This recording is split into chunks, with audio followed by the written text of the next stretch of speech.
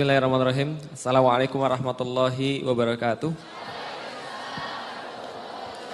Alhamdulillahirabbil alamin wassalatu wassalamu ala asrofil anbiya'i wal mursalin wa ala alihi washabbihi wa man da'a bid'awatihi wa iltazama bi tariqatihi wa tarasama khutah jalal aqidatan islamiyatan asasan fikratihi wa ahkama syar'iyyatan miqyasan a'malihi wa masdarani ahkamih. Asyhadu an la ilaha illallah wa asyhadu anna Muhammadan abduhu wa rasuluhu la nabiyya ba'da.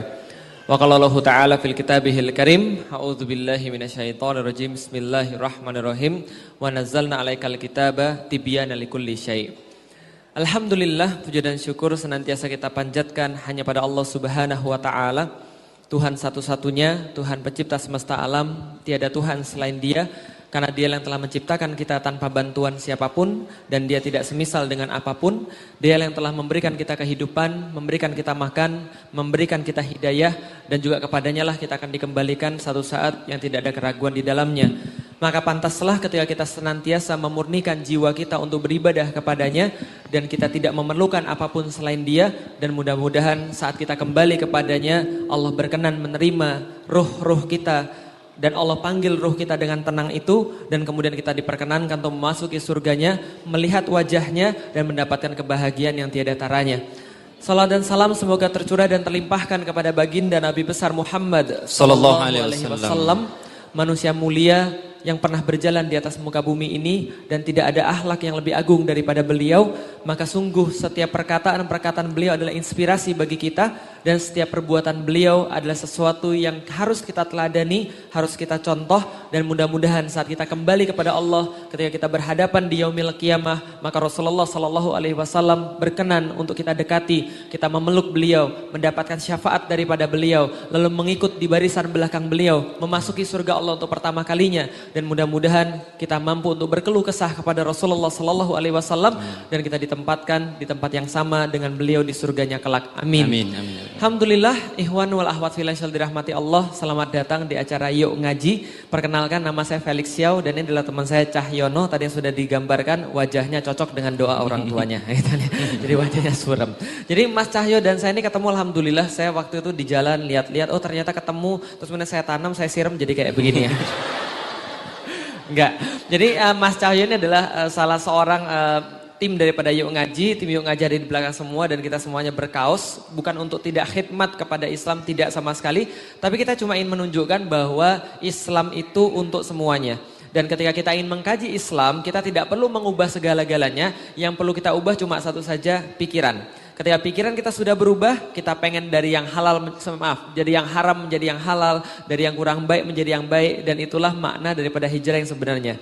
Dan pada hari ini teman-teman sekalian, kita ada di sini untuk membicarakan sesuatu judulnya Yuk Ngaji. Tapi perlu saya sampaikan, banyak orang yang bertanya, kenapa sih acaranya namanya Yuk Ngaji, bukan yang lain? Misal seminar entrepreneurship kah? Atau misalnya seminar akhlak kah? Atau seminar yang lain-lain kah? Kenapa sih harus Yuk Ngaji? Seperti yang tadi disampaikan oleh Ustadz Saryono tadi. Kenapa sih harus ngaji? Karena itu adalah sebuah hal yang jauh ada di Nusantara, jauh sebelum kita. Orang-orang tua kita semuanya sudah familiar dengan Yuk Ngaji. Tapi kenapa sekarang hilang? Karena orang-orang mulai berpikir sesuatu yang salah.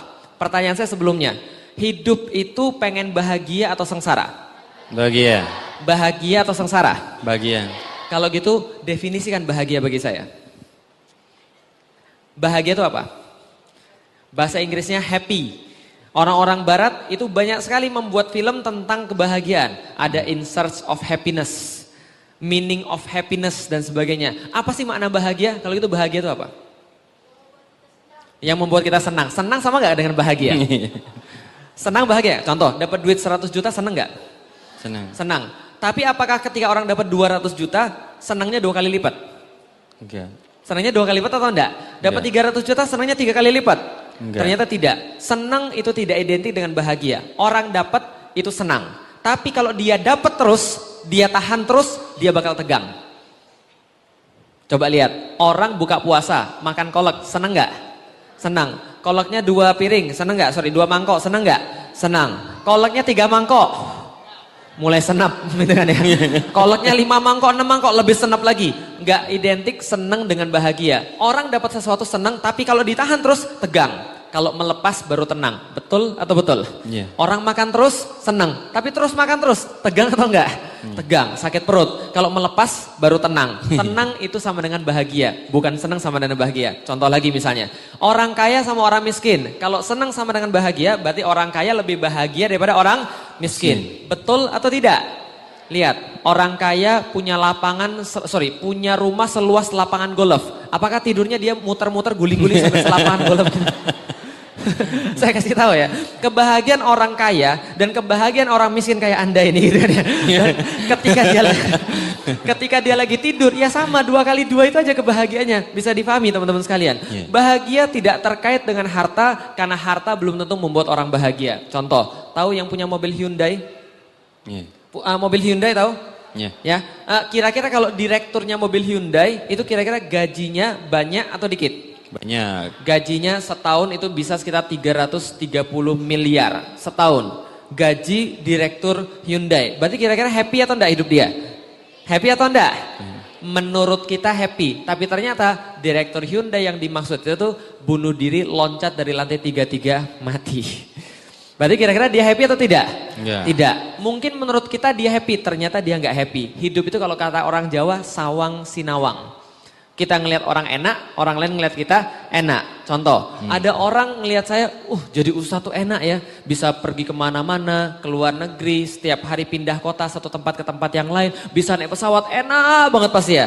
Yang ngomong kayak gitu, pasti dia nggak pernah keluar negeri, nggak pernah keluar kota, nggak pernah naik pesawat.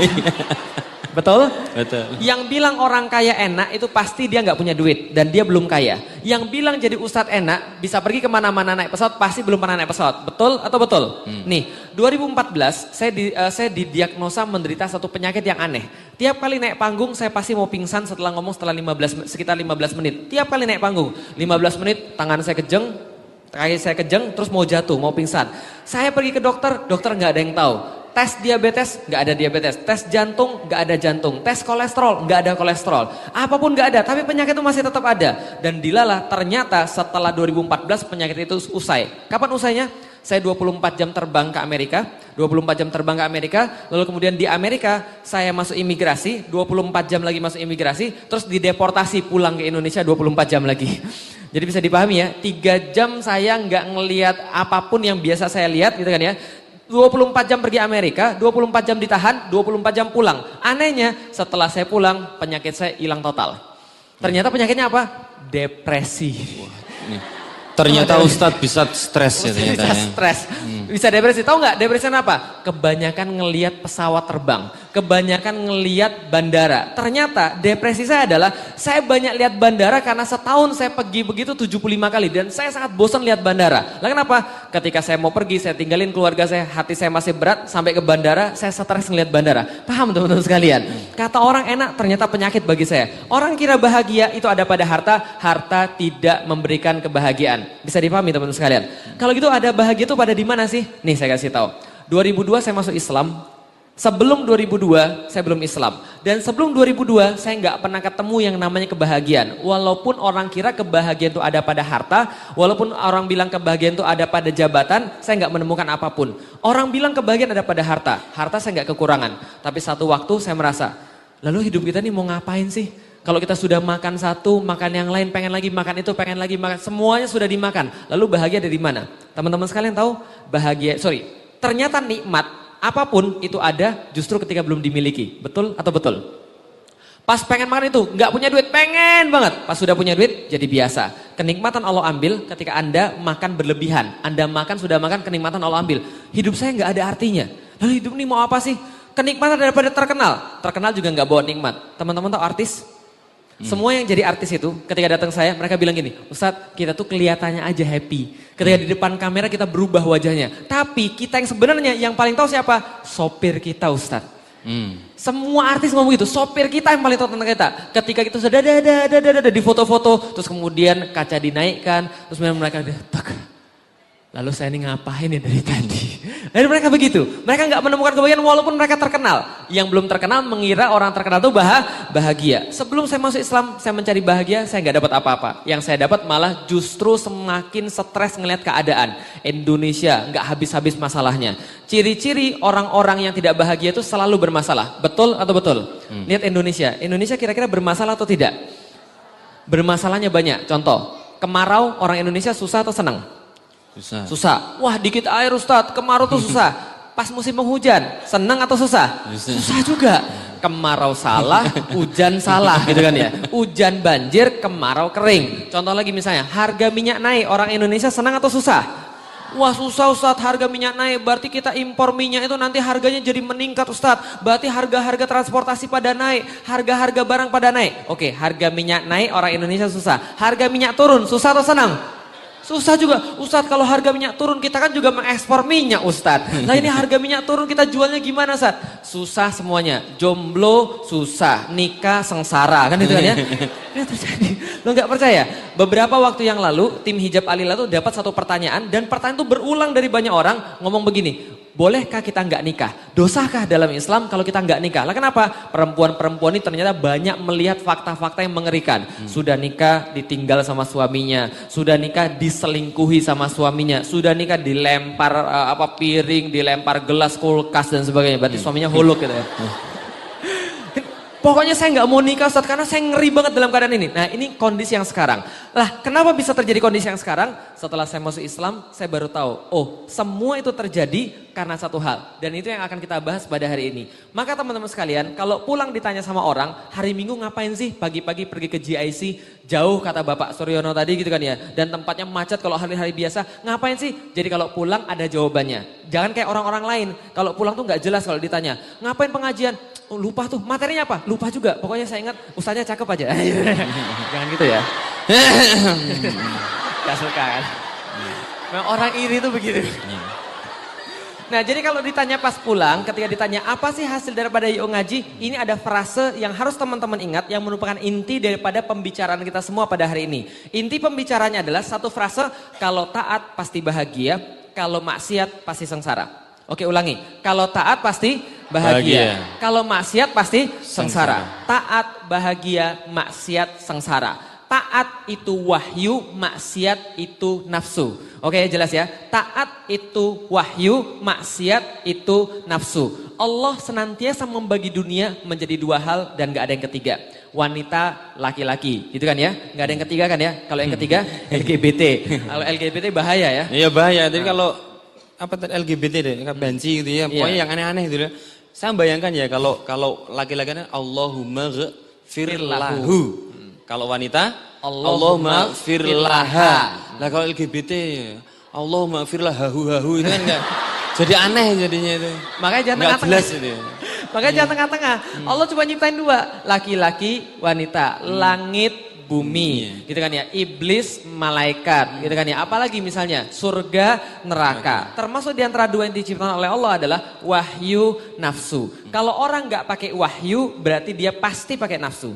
Kalau dia nggak pakai nafsu, berarti dia pasti pakai wahyu. Nggak ada yang di tengah-tengah. Kalau nggak wahyu, nafsu. Wahyu menyuruh orang pada taat dan taat pasti bahagia. Sedangkan nafsu menyuruh orang pada maksiat dan maksiat pasti sengsara. Maka coba lihat hidup kita pada saat ini. Kalau hidup kita masih sengsara, berarti ada pasti diri kita yang tidak sesuai dengan wahyu. Alias kita pakai nafsu. Semua yang hadir di sini, termasuk yang takut nikah, yang banyak utang, yang utangnya nggak selesai-selesai, yang hidupnya senantiasa sengsara, hatinya sempit, mereka cepat marah, pasti ada pelanggaran daripada wahyu. Oke, untuk menceritakan supaya singkat, tinggal berapa menit?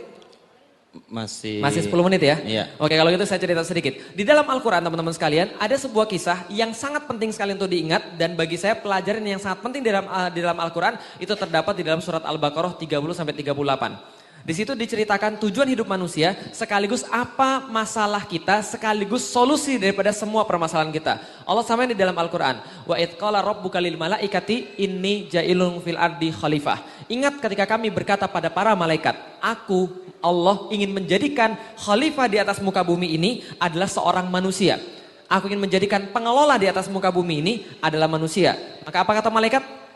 Qalu ataj'alu fiha mayufsidu fiha wa yasfikut dima. Ya Allah, kami mengkonfirmasi, bukan protes ya, karena malaikat nggak bisa protes. Konfirmasi ya Allah, betulkah yang dijadikan di atas muka bumi itu pengelolanya adalah makhluk yang punya dua ciri khas. Mereka suka merusak bumi dan mereka suka menumpahkan darah. Benar ya Allah? Apa kata Allah? Inni a'lamu ma la ta'lamun. Aku tahu, kamu tidak tahu apa-apa. Dan dibuktikanlah bahwa malaikat tidak tahu oleh Allah dengan ayat berikutnya. Wa 'allama Adama asma'a kullaha. Dan Allah mengajarkan kepada Adam nama benda-benda di surga semuanya. Summa aradhum 'alal malaikah. Kemudian benda-benda ini dikasih pada malaikat. Faqala ambiuni bi asma'i haula'i in kuntum shadiqin. Oke malaikat, itu sudah diajarkan pada Adam. Sekarang kamu sebutkan nama benda-benda itu kalau kamu benar.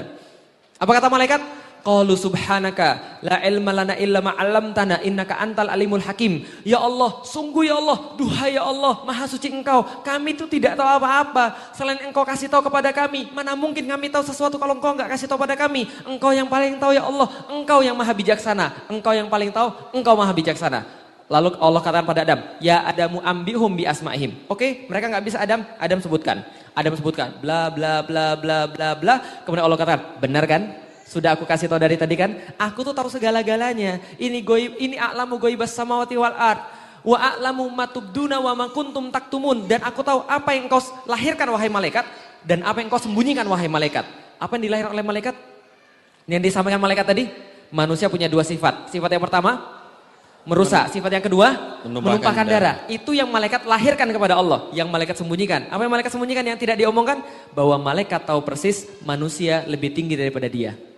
Bahwa malaikat tahu persis, dia nggak pernah protes, tapi dia tahu persis manusia punya akal yang bisa mempelajari nama benda-benda yang dia tidak mampu lakukan.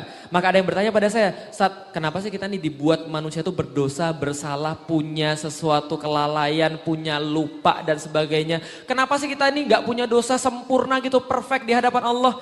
Bro, sis, Allah sudah pernah buat makhluk yang kayak gitu. Siapa namanya?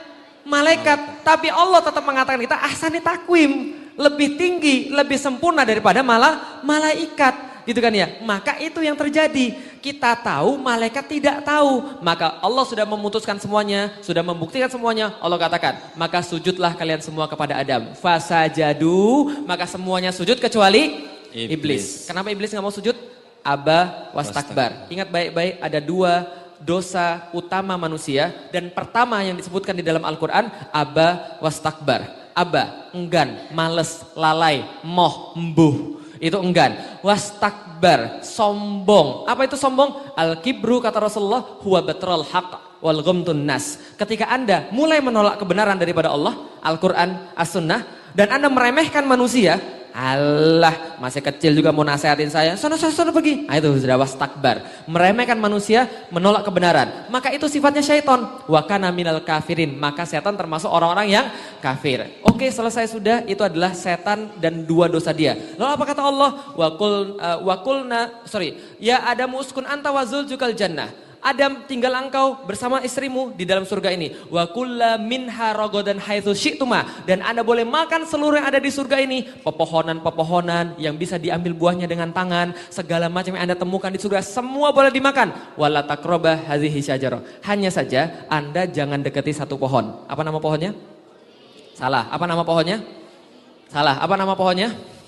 Khuldi. Salah. Apa nama pohonnya? Hah? Apa nama buahnya? Khuldi, salah. Oke, yang bilang buah khuldi tadi siapa? Yang bilang buah khuldi? Atau pohon khuldi?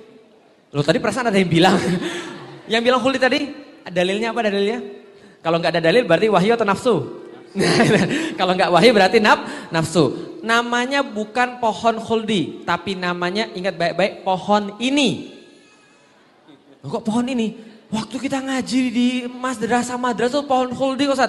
Bukan, namanya pohon ini. Enggak Ustaz, khuldi ada di dalam Al-Quran kok. Betul, khuldi, kata-kata khuldi ada di dalam Al-Quran. Tapi bukan Allah yang ngasih tahu. Yang ngasih tahu namanya khuldi itu adalah syaitan. Syaitan bilang, manusia kalau kamu pengen hidup selama-lamanya dan gak mati-mati, kamu bisa. Tapi kamu harus makan buah dari pohon itu. Namanya buah khuldi. Kalau antum makan nanti bahagia. Yang ngomong Allah atau syaitan? Syaitan, berarti namanya bukan pohon khuldi. Allah ngasih tahu namanya pohon ini. Inilah kan tadi barusan saya bilang, wala taqrabah hadhihi syajarah. Kata Allah, jangan dekati pohon ini. Nah, berarti nama pohonnya pohon ini. Atau dalam bahasa Arab pohon hadhihi ya, gitu kan ya. Paham ya? Nah makanya yuk ngaji gitu kan ya. Wala taqraba hadhihi syajarah fatakuna minadz zalimin. Kalau Anda mendekati pohon ini, Anda akan termasuk sebagai orang-orang yang zalim. Tapi apa yang terjadi? Fa'azzallahumma syaitanu anha. Maka syaitan menipu Anda semua dengan mengatakan pohon ini kalau Anda makan bakal Anda abadi. Lalu Anda tersesat semuanya. Adam dan Hawa tersesat. Fa'azzallahumma syaitanu anha fa'akhrajahuma mimmakana fih. Dan syaitan mengeluarkan kita dari dalam keadaan taat menjadi tidak taat pada Allah. Dari keadaan taat menjadi tidak taat pada Allah. Lalu kemudian Adam dikatakan oleh Tuhannya, apa katanya? Wa qulnah bitu. Maka keluarlah kalian semua, kata Allah. Diusir atau tidak? Yang bilang diusir angkat tangan. Yang bilang diusir angkat tangan. Yang bilang enggak diusir angkat tangan. Yang abstain, nah itulah orang Indonesia gitu kan ya. Yang bilang diusir, revisi pendapatnya, kita tidak pernah diusir. Yang bilang diusir itu adalah orang Kristen. Orang Kristen meyakini bahwa manusia diusir. Kita tidak pernah diusir. Nanti saya kasih tahu. Apa dalilnya, apa wahyunya bahwa kita nggak pernah diusir. Ihbitu ba'dukum li ba'din adu. Keluarlah kalian semua, sebagian daripada kalian menjadi musuh sebagian yang lain. Walakum fil ardi mustaqarru wa mata'u ilahin. Dan pada kalian di bumi ini ada tempat kediaman dan ada kesenangan sampai waktu yang sudah ditentukan. Apa kata Adam? Fatalaqa Adama mirabbihi kalimatin fataba alaih. Ini penting sekali. Maka Adam ketika disuruh keluar langsung mendatangi Allah. Fatalaqa, lalu kemudian berkata-kata pada Allah dengan kata-kata yang sudah dicatat di dalam Al-Qur'an. Rabbana Zolamna angfusana fa illam taghfir lana wa tarhamna lanakunanna minal khasirin. Penting banget. Kalau Anda dosa, kalau Anda salah, kalau Anda tersesat, kalau Anda yakin betul kalau Anda itu sekarang lagi nggak baik, yang perlu dilakukan satu doang, ngaku. Jangan ngeles. Ngaku, jangan ngeles. Tapi di dalam Alkitab ketika manusia itu salah, di dalam Alkitab bukan ngaku seperti Adam di dalam Al-Quran, tapi ngeles. Loh kok tahu? Karena saya pernah baca Alkitab.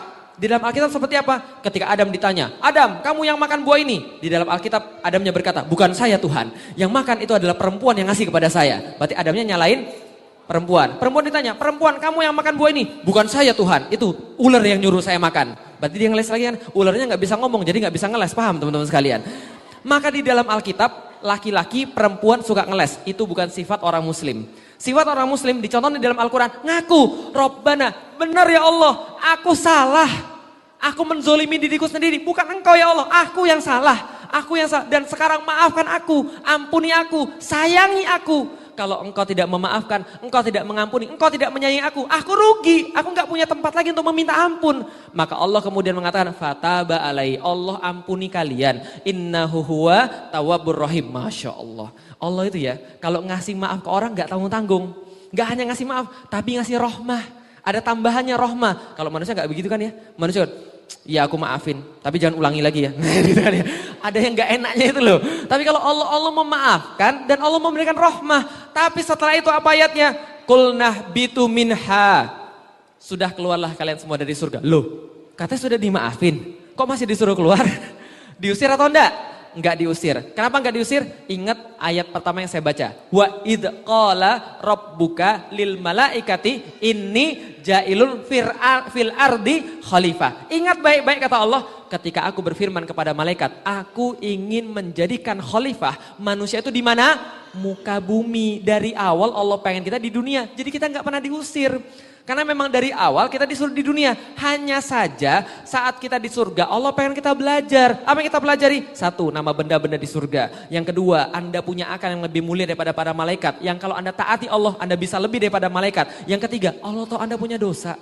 Allah tahu Anda punya salah. Jangan khawatir. Jangan khawatir dengan dosa itu. Tapi khawatirlah Anda itu mau minta maaf pada Allah atau tidak. Anda itu mau ngaku atau tidak. Mau mempelajari atau tidak. Ihbitu minha. Sudah keluarlah kalian daripada surga ini ke dunia sesuai dengan tugas Anda.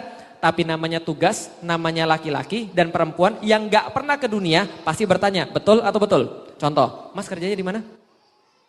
Kerjanya di mana Mas? Di mana kerjanya? Masih mahasiswa yang sudah kerja angkat tangan. Mas kerjanya di mana? Oke, di tempat otomotif. Kalau seandainya besok manajernya bilang, Mas siapa namanya Mas? Mas Rahmat. Mas Rahmat besok pergi ke Skandinavia ya, ada tugas di sana. Mau atau enggak?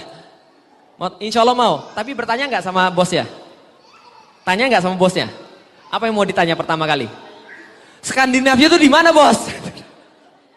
Yang kedua, antum mau nanya apa lagi? Gajinya berapa?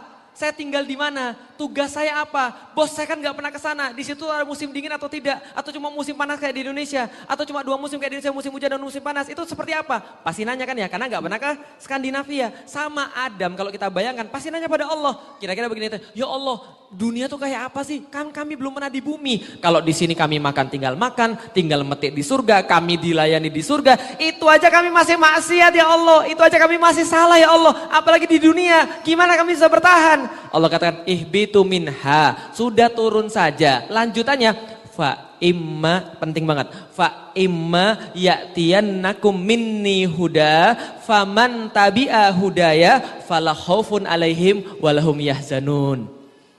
Coba, penting banget. Allah kata, udah turun aja, tenang, jangan banyak tanya, tenang. Nanti di dunia akan ada SOP.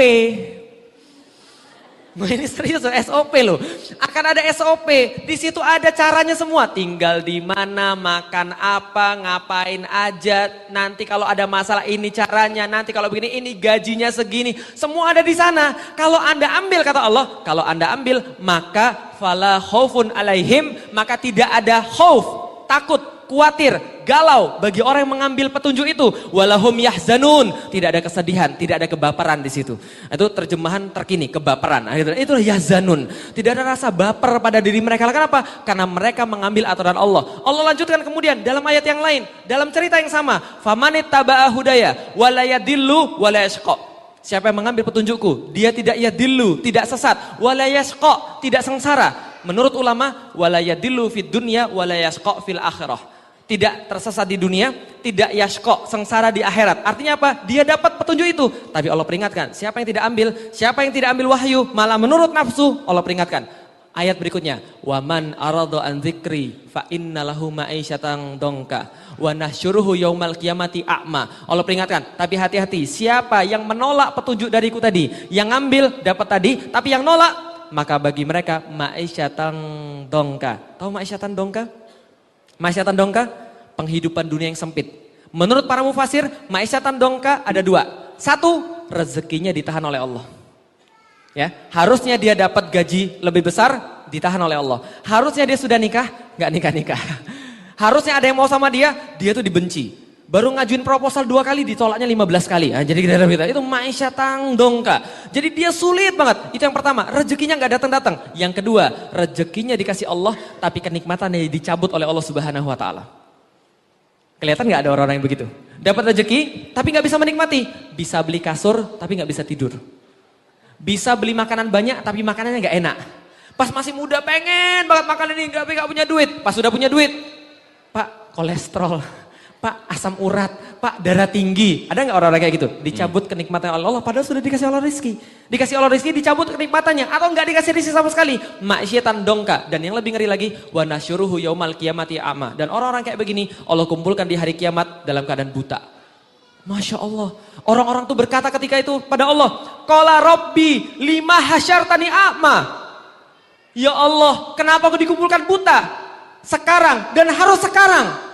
Waqad kuntu basiroh, padahal di dunia aku dulu melihat. Seolah dia bilang ini, ya Allah kenapa butanya gak di dunia aja ya Allah. Karena kalau aku buta di dunia ada yang nuntun, ada yang ngasih tahu, ada yang bantu. Ada kemudian ini loh, yang apa namanya, pijakan-pijakan yang ada bintil-bintil itu loh. Itu mudah di dunia, tapi aku di sini buta. Mau minta bantuan siapa? Tahu yaumil qiyamah? Ibu ngeliat anaknya lari. Anak ngeliat ibunya kabur. Lah kenapa? Dia takut ibunya minta pahala pada dia. Dan ibunya takut anaknya nuntut dia. Maka kabur orang-orang itu. Anak kabur dari orang tua kabur daripada anaknya. Setiap orang sendiri-sendiri, ribet sendiri-sendiri, riwas sendiri-sendiri. Panas materi sejengkal di atas kepala. Dalam kondisi seperti itu ada orang buta. Qala lima hasyatani a'ma wa kuntu basira. Qala kadzalika, kata Allah, begitulah kalian. Kadzalika atatka ayatuna fanasitaha. Kalian itu begitu ya memang. Ketika datang ayat-ayat kami di dunia, SOP kami, kalian tinggalkan begitu saja, kalian lalaikan begitu saja. Wa kadzalika yauma tungsa. Dan pada hari ini rasakan kalian dilupakan oleh Allah Subhanahu Wa Taala dan gak ada satupun yang bisa menolong mereka kecuali Allah. Wahyu bahagia, nafsu sengsara. Terakhir contohnya, teman-teman sekalian, kira-kira kalau ada orang pacaran, itu wahyu atau nafsu? Nafsu. Banyak orang pengen bahagia, hidup bahagia, pengen pernikahannya bahagia. Tapi jalannya pakai nafsu. Kira-kira sengsara atau bahagia? Sengsara. Lihat nih, secara logika, ada orang pegangan tangan, bilang I love you, I need you, I miss you, dan sebagainya. Padahal belum nikah, padahal belum akad gitu kan ya. Dan segala macam rayuan pulau kelapa yang lain dikeluarkan di situ gitu kan ya. Kira-kira teman-teman sekalian, taruhlah orang ini berdua nikah, taruhlah nikah. Pertanyaan saya sederhana, apa yang membuat laki-laki itu tidak memperlakukan wanita lain kayak begitu?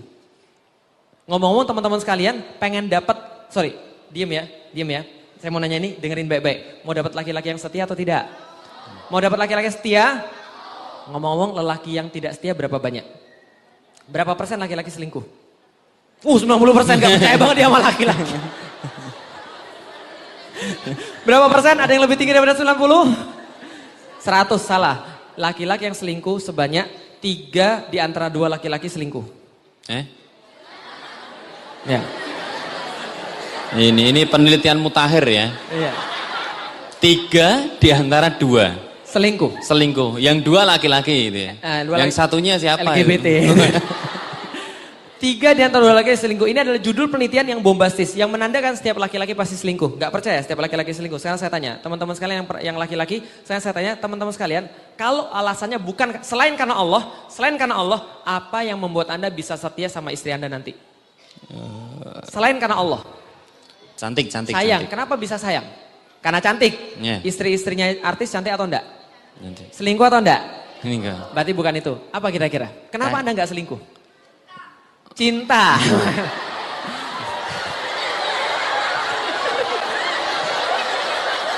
Wapau. Ini underrated nih kayaknya. Anak kecil sudah bicara cinta ya, luar biasa. Langsung keringetan saya. Anaknya siapa sih ini? Bapaknya mana bapaknya ya?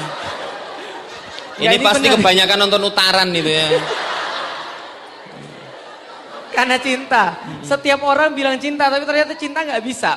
Saya kasih tahu, love is an act of habits. Dan teman-teman sekalian, cinta itu bisa karena banyak hal. Bisa karena harta, bisa karena wajah, atau bisa karena dekat saja. Dan teman-teman sekalian, hati-hati perempuan yang sekarang ini mendominasi perbuatannya hanya untuk menghias fisik saja. Pemutih, pelangsing, dan segala. Tapi dia lupa bahwa ada sesuatu hal yang lebih mengikat daripada itu semua. Maka hati-hati ketika Anda nanti menikah, laki-laki milih Anda pasti gara-gara fisik juga. Karena apa? Karena dia putih, karena dia seksi, dan sebagainya. Tapi hati-hati, laki-laki yang menikah karena fisik, catat baik-baik kata-kata saya, laki-laki itu semuanya sama, termasuk saya. Kalau nikah karena fisik, 3 hari kemudian rumput tetangga lebih hijau. Betul begitu yang sudah nikah? Betul memang begitu. Maka orang pacaran tuh ya, dia tuh kayaknya segala-galanya, matanya indah banget, dagunya ya Allah, bibirnya ya Allah. Tapi setelah jadian, kayaknya temannya jadi cantik. Artinya adalah apa? Coba lihat sekali lagi. Terakhir ya, berarti selingkuh, coba lihat selingkuh ya. Ada orang pacaran begitu. Apa bedanya pacaran dan selingkuh? Enggak ada. Yang dipegang tetap tangan yang belum dinikahi, tangan yang belum diakatin, artinya adalah apa? Hati-hati. Yang sekarang cari pasangan lewat pacaran, siap-siap ketika sudah nikah, sengsara. Dan itu yang ratusan email yang masuk pada saya. Itu pendahulunya, terima kasih teman-teman. Luar biasa. Tepuk tangan untuk semuanya.